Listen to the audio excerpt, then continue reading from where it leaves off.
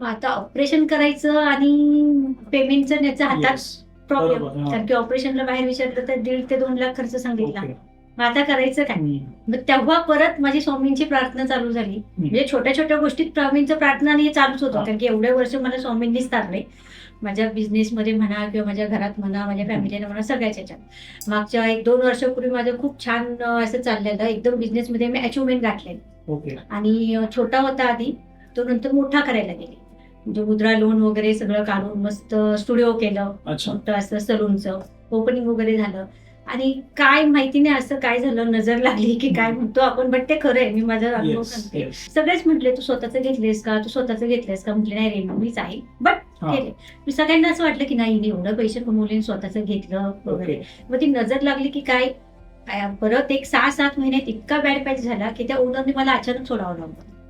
की स्वामींची भक्ती केली, स्वामींची 11 माळी जप केला किंवा तारक मंत्र. ते फेसबुकवर वाचता वाचता मला ती एक आवड निर्माण झाली. हा. आणि जेव्हा मग मी ते 11 माळी जप असं माळ घेऊन नव्हते करत, बट जस्ट आपलं फोटो ह्याचं टायमिंग लावायची. अच्छा. म्हणजे करायचं तेवढ्या वेळात 15 मिनिटं 20 मिनिटं काम करता करता.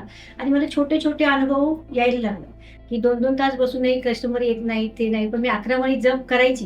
हा. आणि 1-2 का होईना असं कंटिन्यू येत राहायचं. हा, पण तो छोटा छोटा अनुभव हा, मला हा. वाटला. हा व्हिडिओ आवडला असेल तर चॅनलला सबस्क्राईब करा आणि पूर्ण व्हिडिओची लिंक बायोमध्ये आहे, तिथे चेक करा.